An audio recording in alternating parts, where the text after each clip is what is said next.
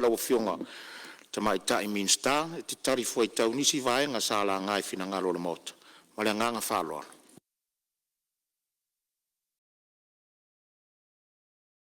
o fionga ile pon petalai muli foi le nganga faftai ile tato sa fa inga mauta parliament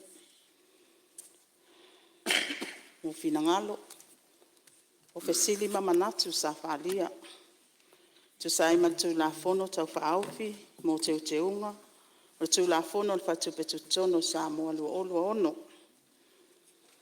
o finangalo uma sa fa leo e taua ono le aunga le na fa nga mea o le sala pule ma fa manino ma ta upu o lo fa tala no ina ma e fo ilo tatununga o tata usai fa tele o le tele fo yo sulu e ma wifi ngota ta pena ile tata usa fo lau ina ia sao i manu le fo lau nga sa moa mal tata watunu isa o mai ta watu ile o telenga o fina ngala fa alia pe falling a mai o mau umai fa avai le ripoti ala IMF e titi mau sa fa avai mai fa maunga fa loto I fale o Samoa o le telefo yo mau lo atu ngalu le avanoa le kovana ma le ofisile o mtanga luenga o tupe manga luenga o aso taitasi po operation ma policies ai leo le aunga leo le tula fono te wo pulenga le lei ma o le telefo yo mau o lo fa avai mai ni manatu ele o yai tono o tato tu la fono tau fa ofi. Lau fionga ile fonga fetalai. O le autu o le nei tu la fono teu teu. Ele o le suia o le matafa yoi autu pol tutu o tasi o faltu pe tu tono Samoa. Ai o le fa malo sia lea o pulenga le lei. O le manino o fai unga fai. Ma le tali atu I ona tiute fa le tu la fono. A o tu mau pelo na tutu o tasi. E tu sai ma tu langa aloa ia, ma whainga le lei wha avao malo. O le sini au tu o nei teu teunga, o le wha atu mau wina lea o le taltonunga, ma le wha atu tuanga o tangata lau tele. I le whainga tau tupe ma le pule aina le lei o le tamau ainga o le atunu.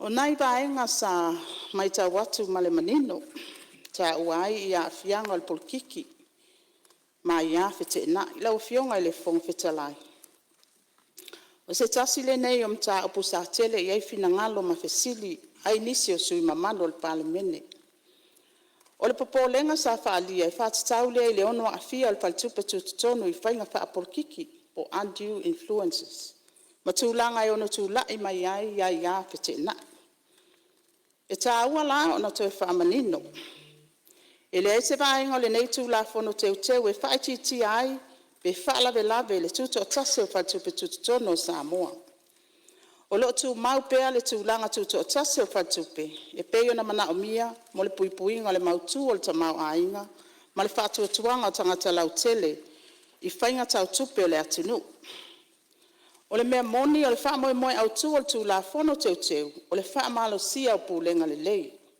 manino fa iunga fai ma le tali atu I tiu te tau ave. A o tu mau pea le tuto o tasi fa tu la fono o fa tu pe tuto tonu. Ma le fa moe lea I lango ina ai vaenga tau e lua e te tau o na ngā lulu e fa tasi. O le tuto o tasi po le independence.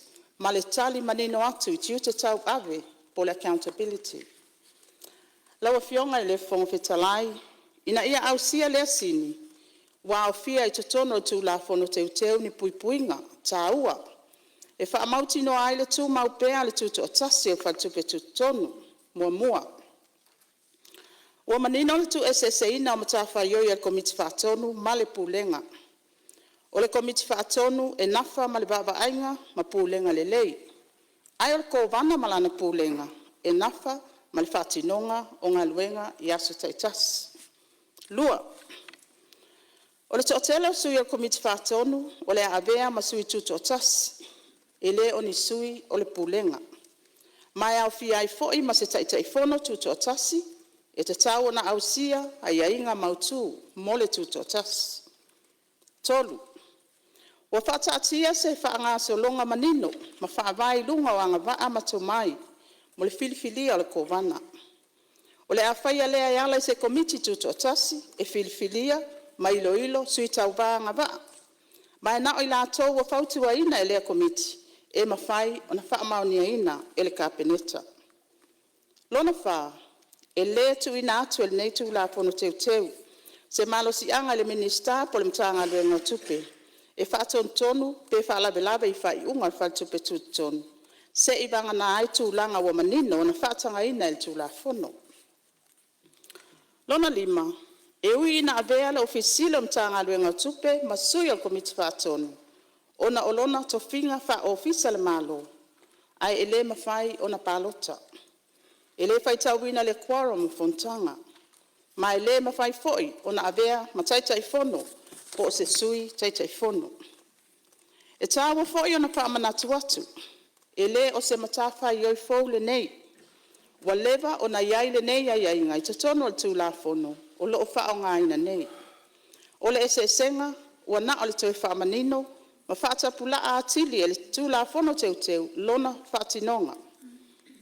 Ono, ua whaamalosi a atili ai ainga i whaatatau i a ia whete nai. Le whaalilo whaamatalanga, ma tūlanga tau a mia o te tau o na tau sisia e sui o le komiti whaatonu. Fitu, o le suetusi mai fafo e tō fia le pule ma le suetusili al malo, mai ngalue tutoʻatasi. Ma iai lona wanoa ate otoa i whaamaumaunga e mana o mia mo le whaatinoina o ntiute. Paenga muli, ua puipuia le tūlafono teu le tutoʻatasi o le pule ma le suetusili al malo, whapea fo i mga luenga whaatino a suetusi mai fafo atu o le whaatupe. Lau fionga i le whonga whetalai, a silsila i nei puipuinga uma, ua o fia le tūlafono tau whaofi, e manino le le o a whaina pe whaavaivai le tutoʻatasi o le whaatupe tutonu. Ai wa atili whaamalosi ai le whaavai e mawhai ai o nangalua le whaatupe, ma le tutoʻatasi. E awhi ai ma le manino matali atu, i ona tiute tau ave mo le manuia o le atunu. O le mea lea, e le sao whamtalanga, e whaapeo nei teuteunga, ua au mai ai ni a wanoa mo whainga whaapolkiki, poni a fianga i le te tau na a fia i ngā albenga le whaitupe tututonu. O lo tu maupea le tautinonga le malo, i se whale tupe tututonu e tutoʻatasi, e pūlea le lei, e sao loto mai ni whaalabelabe poni a fianga i le te tau, ma e tali atu, male manino, i le palemene ma tangata anu uma o Samoa. Lua, e winga i le abeseina le kovana, lau fionga i le whongwhetalai, o le isi mta upu sa la ngai nisi o sui malo le mauta, o le mta upu le whaatatau i mafuaanga, ma le whaangase o longa i whai ai o na abesea le kovana mai lon tofinga. O nisi o fina ngalo sa whaali ai e fōlinga mai, wa whailo mai ai e whapea, wa au mai le nei tū la whono tau whaaufi, se malo si anga fau, e mawhai ai, o na whaingo fia ai o na abese le kovana. E te tau na whaasa o manino le nā manatu, mua lava, e lea o se malo si anga fau le mawhai, o na abese le kovana. O lea malo si anga, wa leva o na iai te tono le tū la whono lo whaonga ina nei. Ma o le tele o mafuaanga, e mawhai ai o na abese le kovana, wa leva foi, o na au fia ai le tū la whono. O le mea moni, o le suinga wa whai ele nei tū la whono teu. E le o le whaafai ngofia ina o le abese ina le kovana. Ai o le whaamalosia o puipuinga wha tū la whono mo le kovana, ma le whaamanino ina o le whaangasolonga i te tau o na muli ta ina. Mo se whaateta inga, ua manino tū la whono teu e whaapeo ni esenga finangalo i mata upu tau whainga whaavai tau tupe. Whainga whaavai tau whesuia inga o tupe mai whafo. Matai tu ina o whaalapot putonga tau tupe, po le mautu o le vaenga tau tupe.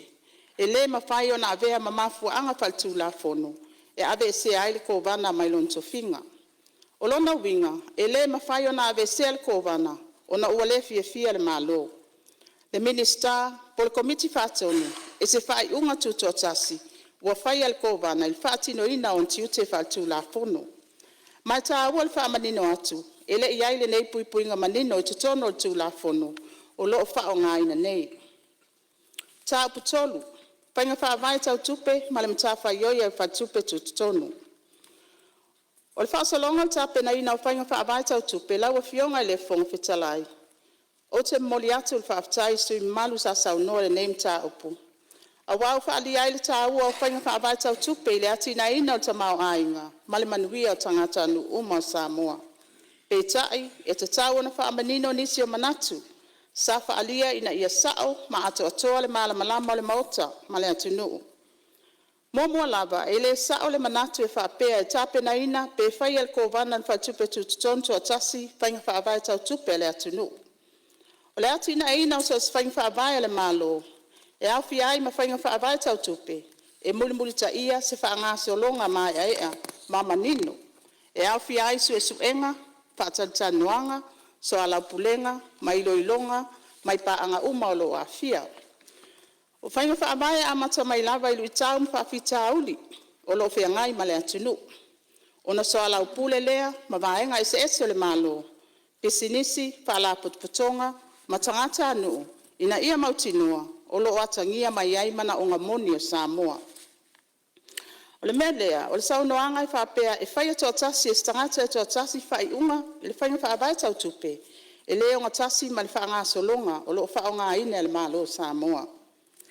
Lawa fionga i le whonga whetalai, o te toi fia wha mawhalawa i whataita inga whaingo fie, ua mai an whailo atu an nafi. E whaali ai le tāua o le iaise o se whale tupe tutonu, e malosi lana baba ainga, ma mawhai o na tali atu i suinga o lo tutupu i tutonu o le tātou tamau ainga. O le isi lui tau tele lea iai nei, o te wha upuina, o le le ai o se early prevention approach. E le te tau na se ilonga e o mai le whaafita auli, po o scams, po o whainga tau whaabalea i tono Samoa, o na whato a whai lea o whainga whaabai po tātou tūla fono.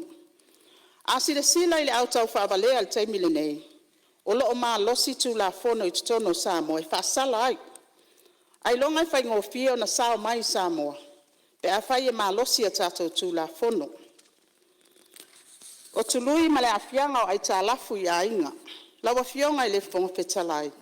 O le taimile nei, e le o au fia le mtawhai oi whāton tonu, po le regulation al whaltupe tu tono Samoa, i pisinisi ma whaala potpotonga tau no ngā tupe, o lo o maua lunga tului e tutongi.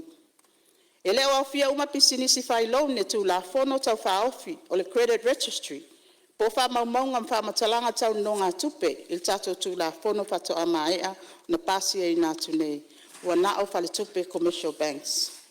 O si o manga le Samoa, e tele whaalavelave, ma tiute ia sa uma, e mana o mia i pea le tupe.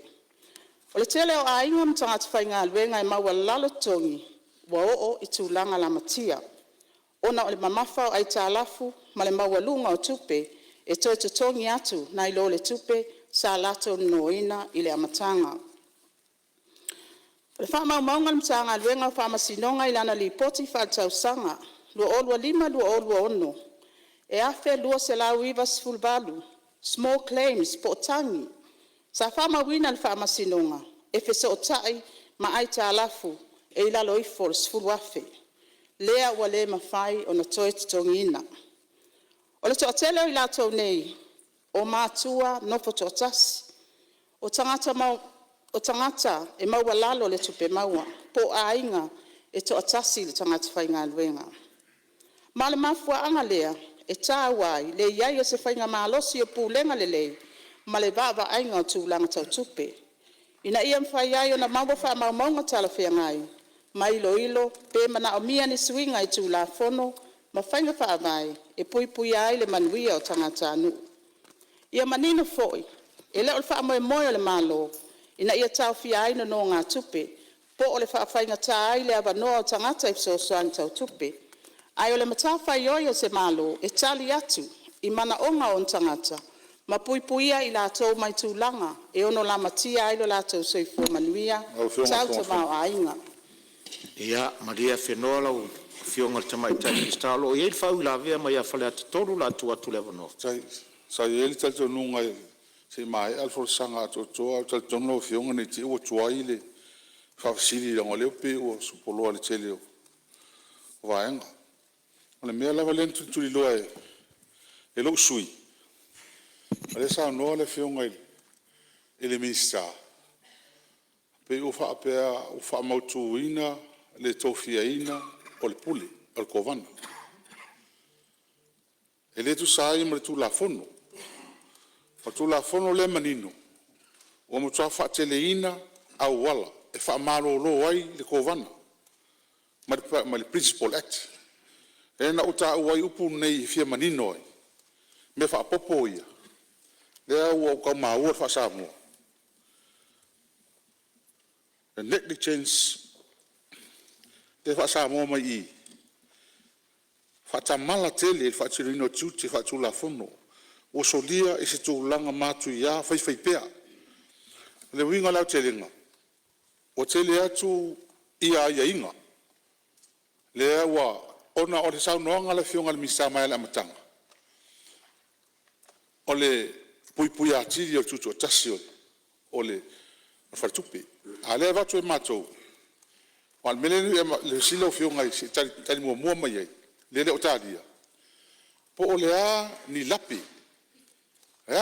sa il tu la fono le afsul lima awa fa ta inga o se me o lape le o nanga ale ko vana malam tanga luenga o mafu ai ni swinga e au no mal silfia e au no mal environment o le ko vana male malam tanga luenga mai le amatanga fa inga ni tu la fono wala le lenga tele matofsili o tele matfi malam lama le pensa no tu nei tu ele follow process le tu la fono le no winga ai vaenga o naita mo fai o to na pe mai le matanga luenga ma ko vana mai la to ye fe tu la fono mai le mo manino le fo mai le awala mf o le mo manino mo mautu le lo afi sulima e le mo mia se swinga se vanga na isi me la itina governance nga ye pe me la le fi sile lo fiong e langa tele upu ye wa mai me afo ai le mam lama tele wa le examples po ta inga mai ma fa lava ya fa fonga mai lo fiong te mai tai minister tu sa fa ula ve fa la tolu la tua tu level no fa wa lo sauna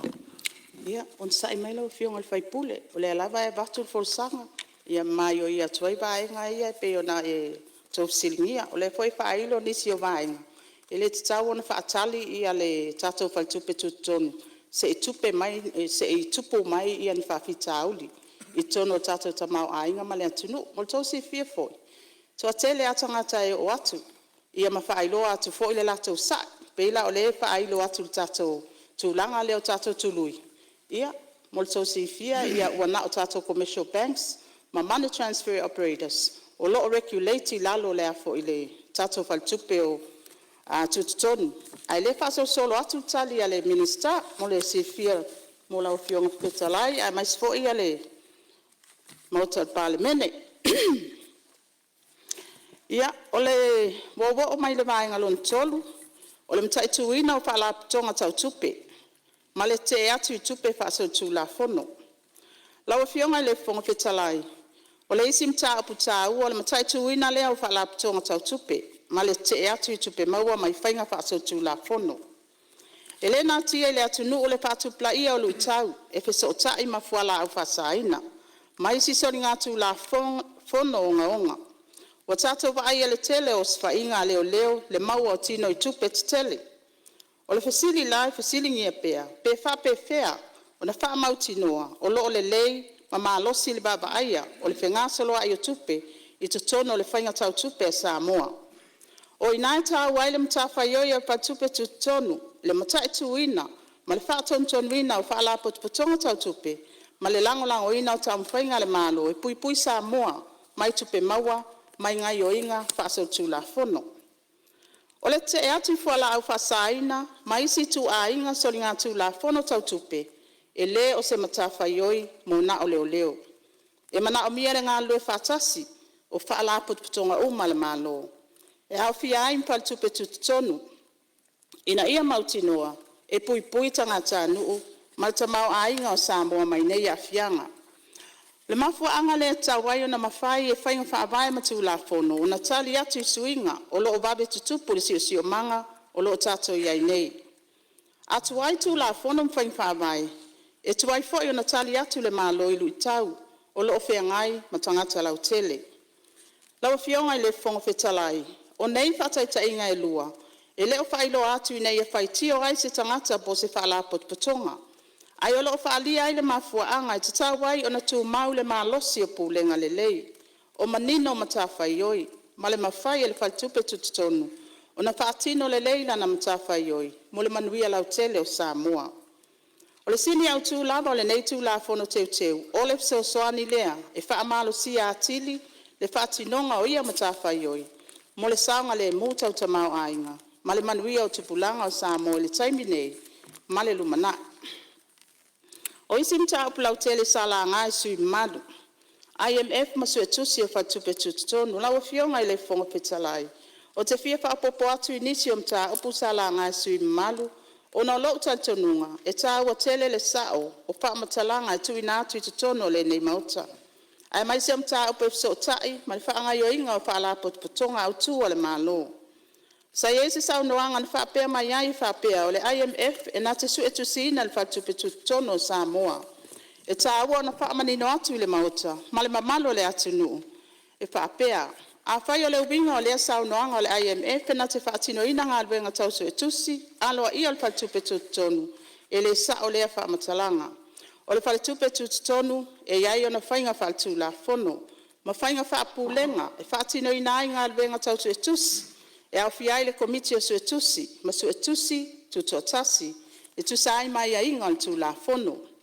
O le ipoti whaletausaga e whaatinoina e ala i awala ua mai e whaataatia, ma tuuina atu i pulenga ma whaalapotopotonga, o lo iai le matawhaioi e talia ma iloiloina ai le lipoti.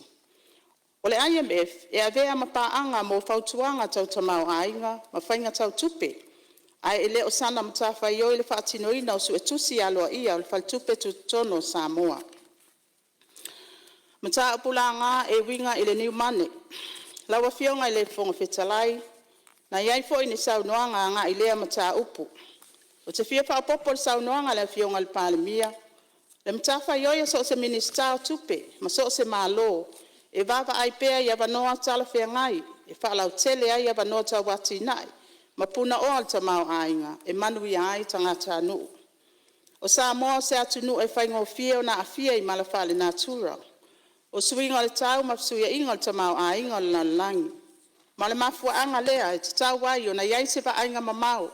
Ma sa ili pea awala e whaalau tele ai avanoa tawati nai, ina ia le whaalangolango na o le tasi, po le lua vaenga le tamau ainga. O le melea a whai si sila le malo i ne avanoa fau mo tupe te whawhainga luenga, o teknolosi fau, po isi ati nai, e mawhai o nafso soani le whatupla ia le tamau ainga, mga luenga mo tangata Samoa, o se vaenga masani lava le na o lona tiu tau ave. Mafu anga tu la fon teu teu, ma whaanga solonga sa mulmuta ia. Lawa fionga i le fonga fetalai, sa iai fo ipina ngalo sa whapea mai e le o afua mai nei teu teu ngai ngā luenga masani, ale mta ngā luenga tupe ma le whal tupe tutonu. Ai wafua mai se fina ngalo le malo po le minister. O te fia fsili atu ma le angang whaaloalo. O ai le malo, pe a whai ele au fiai le mta ngā luenga tupe ma le whal tupe tutonu. Mo le sila fia o nei teu teunga, e le o ni manatu fau pato atula i mai. O lo o au fia i ngā luenga whata atia i tutono le finance sector plan, lua olua tolu i le lua olua fitu. Lea o lo o whailoa mai ai le mana o mia, o le toi ilo ilo ina, ma le whaafauina o nisi o tū la fono, i tutono o le vaenga ma oti o tupe. E le ngata i lea, ua mai au na uwia e le nei tū la fono tau whaofi, a wala aloa ia, e mana o mia mo le teu teu wina o tū la fono. Wa au fia ilo ilonga, ma whautuanga, ale komiti o le toi fuata ina o tū la fono o Samoa. Le ofisa lo ia sili, o le mtanga luenga o tupe, pa apea le tupe tutono o Samoa. Ma ua iai foi tala noanga ma ilo ilonga, mai pa anga tala fea ngai, e au fia ai ma le IMF. O isi tiuta tato tupe tutonu, o le whaatino ina, o suesuenga, po le ale nei mta upu ilona winga moni, I tūlanga I tau investors. O le whainga le nā o whautuanga whainga whaamai. Ai le tūlanga le iai nei, le na o le tapisa, ai le I whaia se suenga. Po watu ina mai se li poti aloa ia, e whaapea mai ai, e le lei, pe le foi, le cryptocurrency. E tele foi potential investors wo o mai e whalau loa la tō mata upu. O le process le iai nei, e refer uma I le whatupe tonu, e whai mai le lato assessment. O taimi wa toi maua mai le li poti, ai isi foi taimi, e whiu whatali se li poti e whatupe tonu. Ma o te mauti noa foi, o lo filongia investors le lei, ia ma investors whale le lei.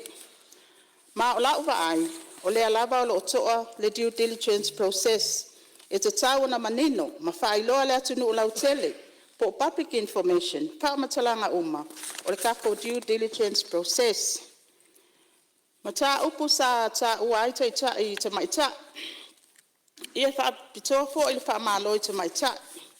O lo umia tūlanga whaal taita I te tono whatupe tonu.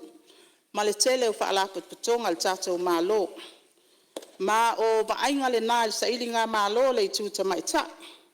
I leo se mata upe whaatatau le I tū pā, po se tau vanga, I le vāua li I mata maita.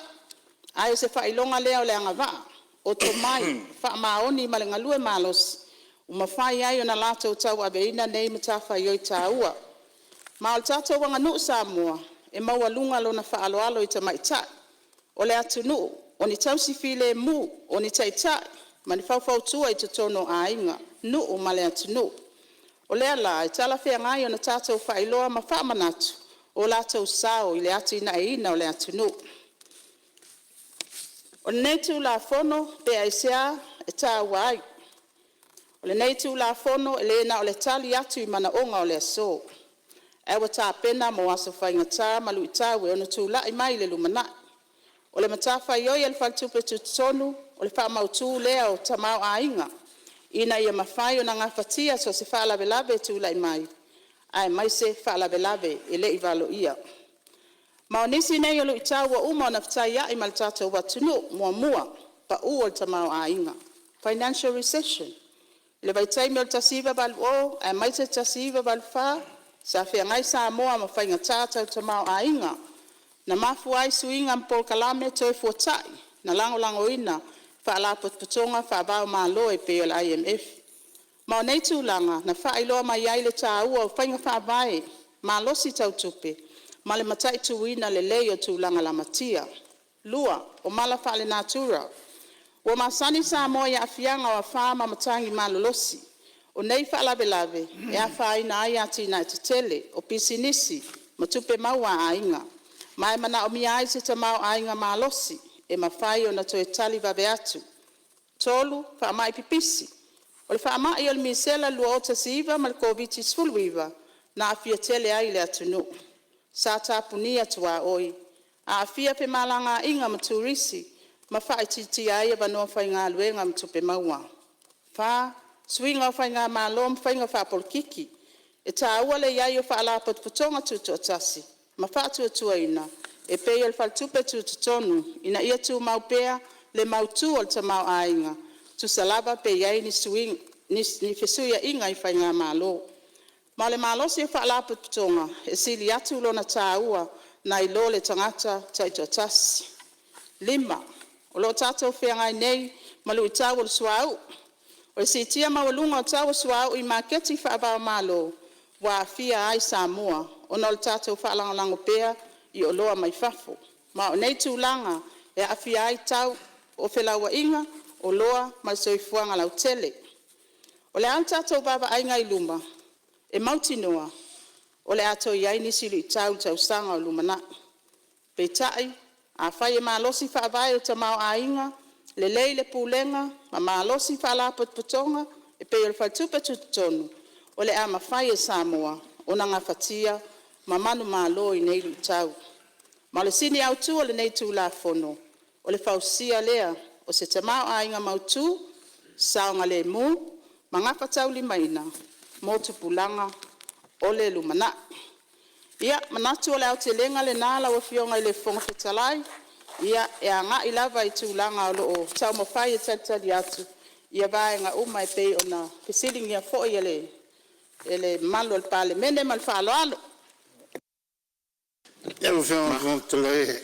Ia, malo whawhtai sau noa lau whionga le minsta. Lo tula i mai le whionga i le teitai o le itua ngai la tua tula. Le ua whawhonga le mota. Tali mai el malo. Le tulanga ia le tuto tasi. Whai unga whai le ia awane i haafia ni tulanga whapulkiki. E matuale ai masomatu taltununga saunanga al minsta.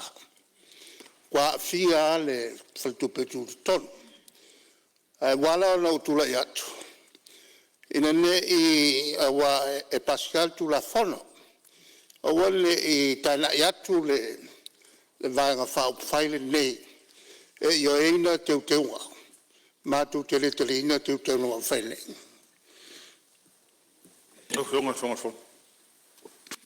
Ia, o lo tula i mai whau la vea whalea te tolu. Haftai lava. Haftai le o le ngala ngale mea ka o le audit. Ngala ngame fo e se kasi o sui malu ngai kul miska me mo mo haftai. Le rau tali le fionga le minsta tupel tu langa le audit. Le tatu gatoi. O le ai audit le ia le Central Bank le external auditor. O le PDO. Na umana ia. Ai al melen fa atu ai le melen IMF. The IMF provides safeguards.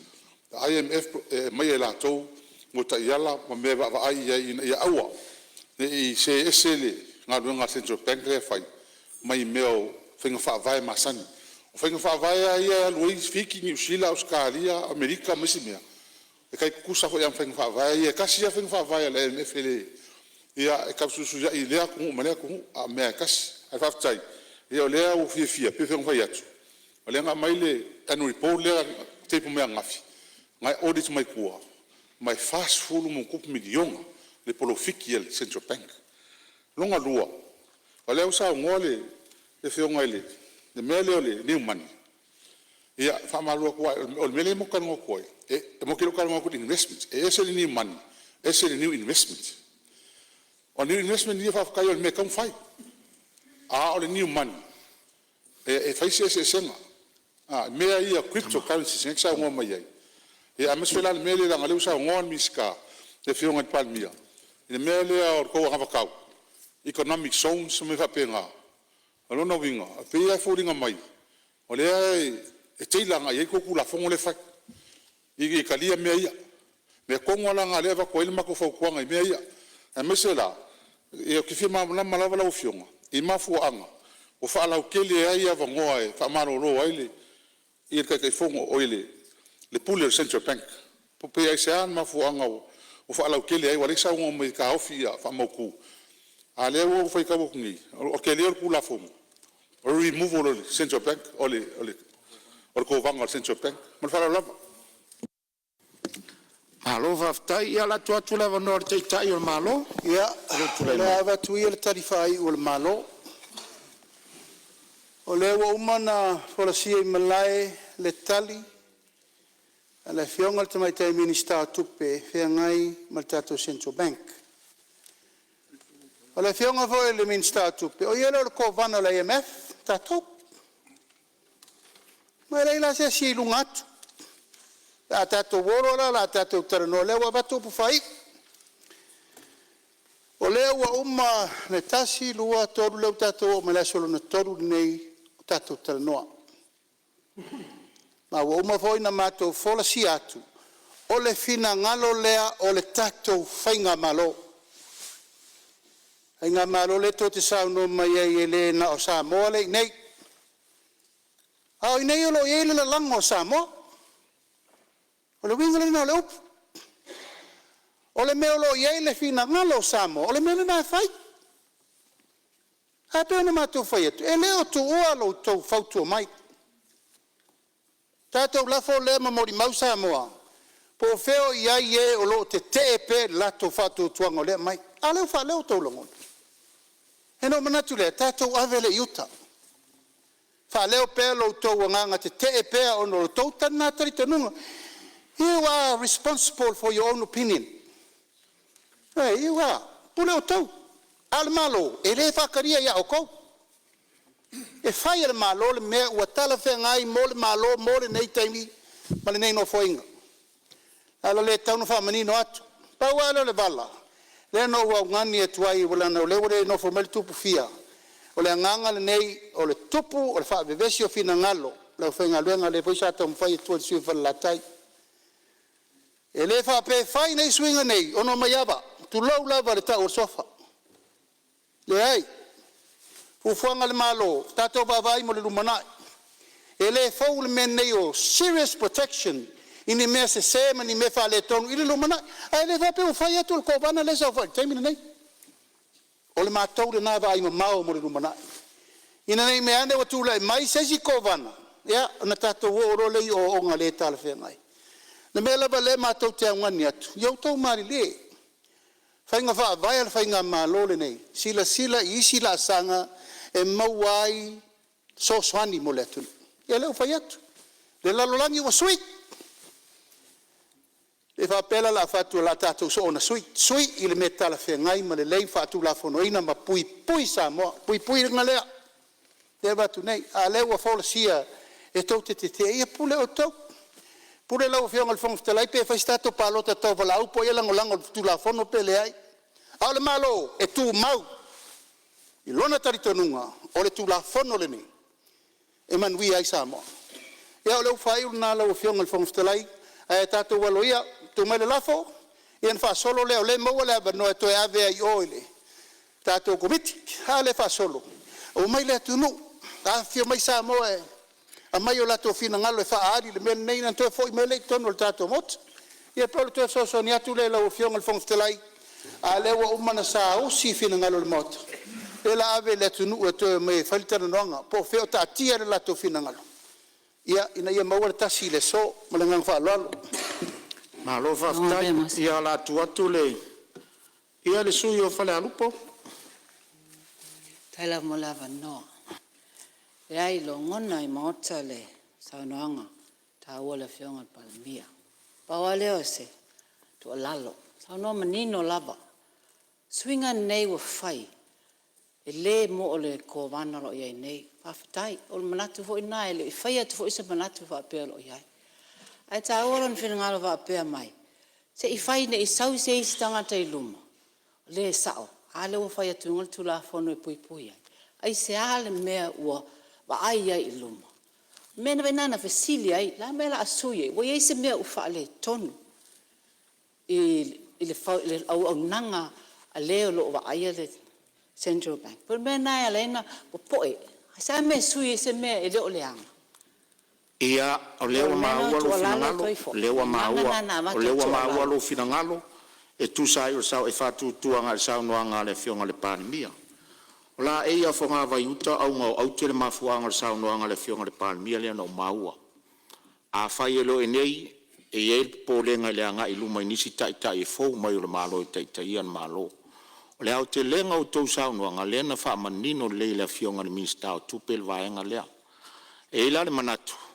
La se o wafea ni wha malo le minsta o tupel no o watua lea. O sao wha iunga e tusar sao noanga. Au lo tau tu o lo angai ale malo. Se I wha manino le le vala lea. Se I o ye se tala al fonga fitalai a mata maltato pe sittings. Mori atu whaftai lo fionga I le minsta. Wha malo sao no lo fionga le minsta ta tonu o manino ma mai o iom ta upu salanga e sui ma malo wha tau tu la fono tau whaofi. Ia tu maupea le malo sultino ma le tomai wha au penga ina e le tua. A wā tau ave ino le mtanga ruenga o tupe. Se o wha manino le tūle a tūsal a matanga o tato proceedings. Ina ua avatu le avano tau te sau noa le tūla fono tau whaofi nei. Na tamua le fionga te tai o le tuangai. O langa o lolo o wha mau le official fono. Sau noanga to mua e te ena e le vaenga wha o whai o lo aia ia. A ia tau o tangata tu la fono nei. Peitai, na tu awa noa tu lava fonga fitalai. Langa lai wha fonga mai o tau tu malo po feo ta oto ai o tau finangalo. Sa whalia foi o tau whirangalo ma te talo mai. Se tu atu tu la whono tu te whai taunga mai o iai, luas fu mar whai tu la tu atu le wano, se iau lia le aso lua. Al sau ngoanga mua ma le ta mua le tato pre-settings. Te enga il vaenga whau whai e pui puia ia tau tangata le i tau pipi. Sa u whaatali sau noanga na mata mai aile, le ilo ilonga le tato tu la whono tau whaofi nei. Sa no manino la fionga le taitai o le tua ngai. I lo fina ngalo e au mai o se sui o le pa. O le upu moni sa u whaatali ana whaapete sa noa pe o le sa noanga leo e sa noa mai. E ta ui ai le vaenga whaupwhai. O le upu moni o le whai unga no foa. Le mwhaintu atu se awa noa e au tau. O tau umar vaenga whaupwhai le tau pipi. Ai sea. O pare mene whaatemu kalasi e sa noa lor taitai. O leo te lenga nao se vaenga whaupwhai. O lea e whaatulanga maalo ia I tonu o le palemene. Ai o te whawhetai, I le atua, o leo te tala le awanoa moutou. O le vaenga la leo o e sau noanga le fionga le taitai, o le itua ngai tau te ena, le tula fono tau whaofi. O le whai unga no fua, o le tau whai unga le na. Ana se mea ane te sau noa le amatanga e a mai ilunga, I se mata upu whaaloto I whale, ma le whai unga le vaenga whaupuwhai, o te wha maruru atu, e le taulana maua tau awa noa. A o te whawhitai le atu, le whawhonga tau tu malo, whiwhili au tau. Wheliri whaeri whina ngalo le whaipule o lo sao whai I le vaenga whaupuwhai. Pe o lo tau taitai, po o le tu malo na whiwhili au tau, o le sa whaatari elu no fua. A ui o lea, leo mai whaasisilanga a le fionga taitai o le tuangai. Ia o te whaamalu atu. O la ahalua tātou le prosese maasani in whaatino I tātou. A whai o le whinangalo lava leo taitai o le tuangai o le whaamau ia I mātou. O na o lau fionga lava te tu la fono. A le tele o au te tele. E a mai a whaafautuanga. O lo au mai whaafautuanga le tele o whinangalo sui. O le naitu o le maotai ngai o le malo. O le mele o te whaamalu lua tuai. O le atato ua le prosesi ma le whaatatianga o ngā luenga o le so. O le a whaawau iai tusa o ngā luenga whaatatia o le mota. Sili, po le a whaitauina ne